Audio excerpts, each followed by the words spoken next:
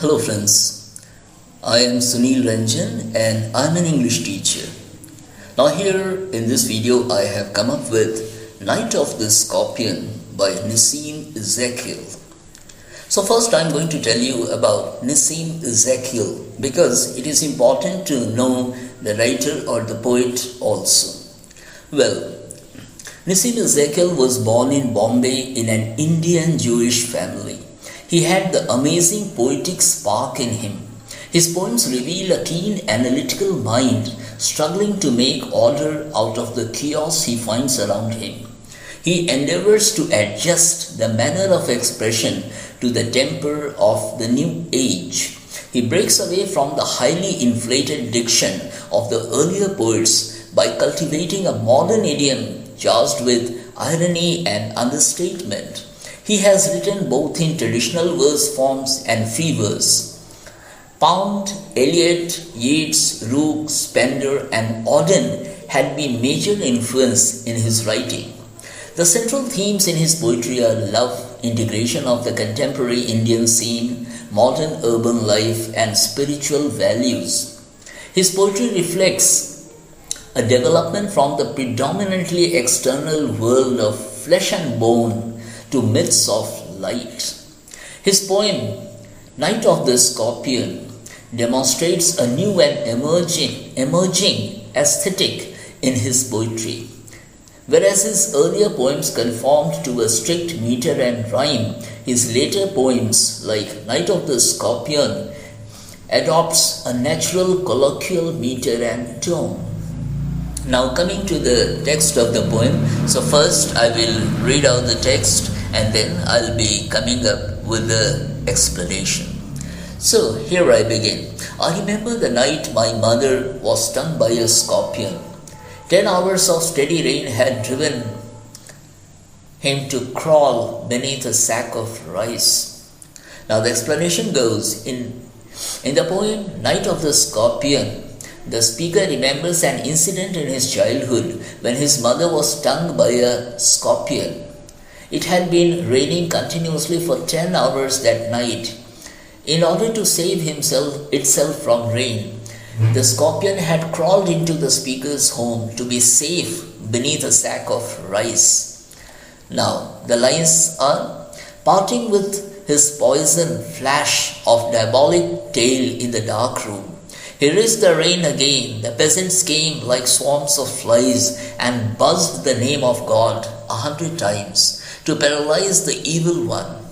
Now the explanation is, after the scorpion had stung the speaker's mother, it immediately crawled out of the dark room with poison in its teeth and flashing its devilish tail, risking the rain outside. The peasants from the neighborhood came in large numbers like swarms of flies.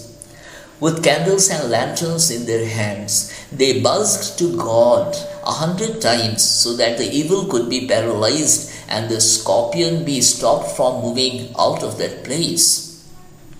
Now, the text goes, with candles and with lanterns, throwing giant scorpion shadows on the mud-baked walls. They searched for him, he was not found. They clicked their tongues. With every movement that the scorpion made, his poison moved in mother's blood, they said. Now the explanation is, the peasants began to look for the scorpion closely in the light of the candles and lanterns that could throw the shadow of the scorpion on the mud-baked walls of the house. Despite their looking around everywhere, they could not find him. They believed and said that every moment of the scorpion would move his poison in mother's blood. Now, coming to the text, may he sit still, they said.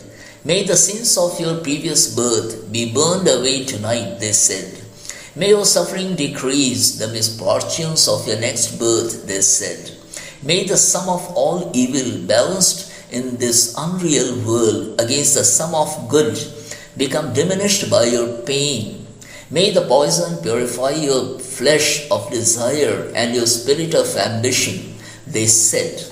Now the explanation goes, the peasants began to share good wishes for the speaker's mother. They wished that the scorpion sat still somewhere without moving. They hoped that the sins of the previous life of the mother were burnt that night. They further wished that the mother's sufferings decreased the fortunes of her next birth, and all evils were balanced in this unreal world by the good deeds done by her through her pain. They wished that the poison of the scorpion in her body purified her flesh that desired and grew ambitious, and that she returned to an even better next life because of the pain and suffering. Now, coming to the poem again. And they sat around on the floor with my mother in the center, the peace of understanding on each face, more candles, more lanterns, more neighbors, more insects, and the endless rain. My mother twisted through and through, groaning on a mat. Now the explanation is, the peasants then sat on the floor around the mother. They all continued making wishes by looking at one another in order to understand the seriousness of the situation. More and more people came with candles and lanterns, and there were more insects moving around in the endless rain. The speaker's mother kept turning and groaning out of pain on the mat. Now, the lines again. My father's skeptic, rationalist, trying every curse and blessing, powder, mixture, herb and hybrid. He even poured a little paraffin upon the bitten toe and put a match to it. I watched the flame bleeding. I watched the flame feeding on my mother. I watched the holy man perform his rites to tame the poison with an incantation. After 20 hours, it lost its sting. My mother only said, "Thank God, this scorpion picked on me and spared my children." Now, the explanation of these lines go. So, the speaker's father was skeptic and rationalist, means the one who doubted such accepted opinions and who used his wisdom when thinking about things. He was the one who based his opinions on reason and knowledge. Though he was such a kind of person, he did all what had been asked to do. He performed all the rituals related to powder, mixture, herb and hybrid. He even poured a little paraffin on the bitten toe and put a match to it. The speaker watched the flame feeding on his mother. The speaker was the holy man, some priest who performed rites to tame the poison with an invocation. After 20 hours passed, the effect of the sting was no more.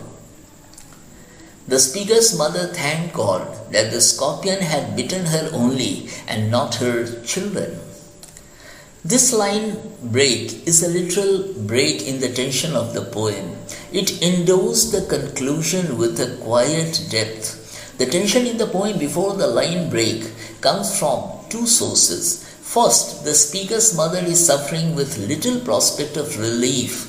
And second, the tension that the speaker undergoes between personal crisis and mocking social observation.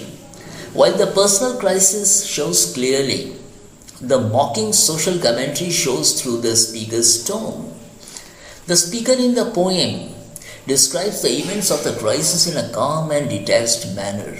The casualness with which the speaker relays this scene is incongruous and even alarming for the reader. Even so, the speaker moves slowly through the events of the poem in one long stanza without breaks, unhurried, and it seems unbothered.